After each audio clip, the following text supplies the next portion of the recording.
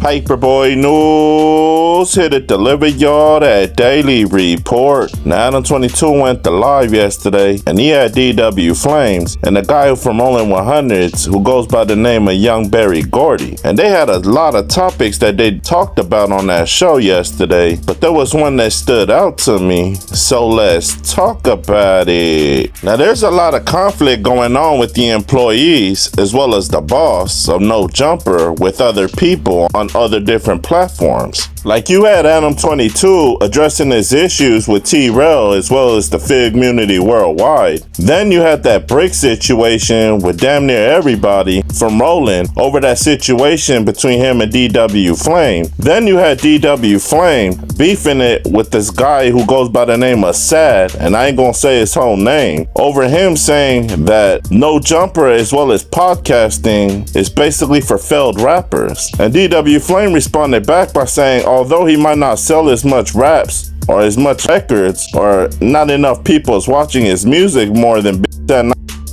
at the end of the day, you know, his name's clean in the streets.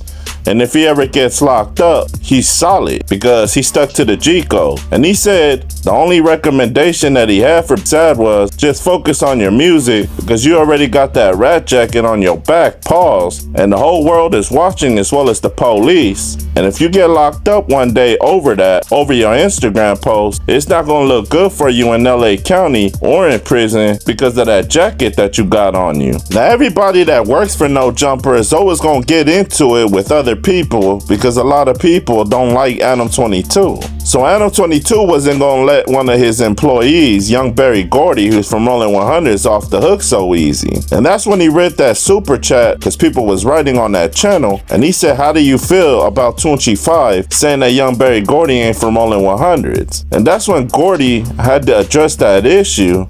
So let's talk about it. Now, Gordy said him and his little bro, who he refers to as Toonchie 5, was doing some business in the streets, and Young Gordy said they was both making some good money off of it. And Gordy said seeing that him and Toonchie 5's business transactions are going well and they're making money off of it, he said he told the little homies to keep the money there and keep investing, but just remember his back end and they make money. And long story short, Gordy said Toonchie 5 and them went along with it, made their money, but didn't give him any cash. Now, Gordy wanted to clarify that the people that was ripping them off was his little homies, and it wasn't Toonchie 5, because at that time, that situation was going on. Toonchie 5 was locked up, and Gordy kind of knew what was going on, and knew that his little homies was trying to rip him off. So long story short, he basically paid them a visit and got his money back. And Gordy said that little homie that he got his money back from went to Toonchie 5's best friend and basically lied on him, saying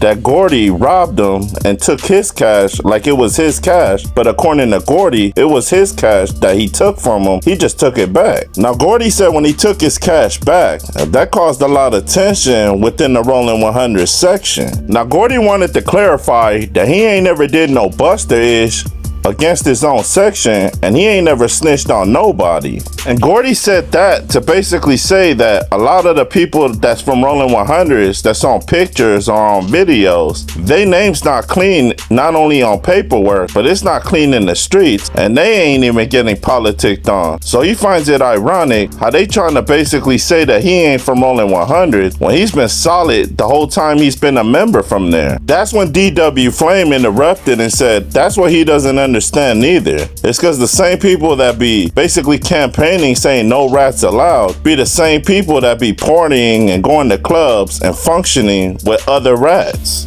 And Gordy's ending statement was, what did the hood ever do for me? Now that's where I gotta put my opinion on it, because at the end of the day, he banged and he got put on Rollin 100. So at the end of the day, nobody's bigger than the program. You know what it seems like is Gordy was too naive, thinking that him being a member from Rollin 100's, that everybody else that's members from Rollin 100's is gonna be cool with you. And he doesn't understand, because anybody that's from the hood or from the ghetto already knows when it comes to money, you know, the almighty dollar, that don't make the person that you consider your best friend your worst enemy. Because when they see you up on cash and they low on cash, that's when the hating begins. But like I said, you can't blame nobody because it's always been like that in them trenches. But y'all like, share, and subscribe to the channel.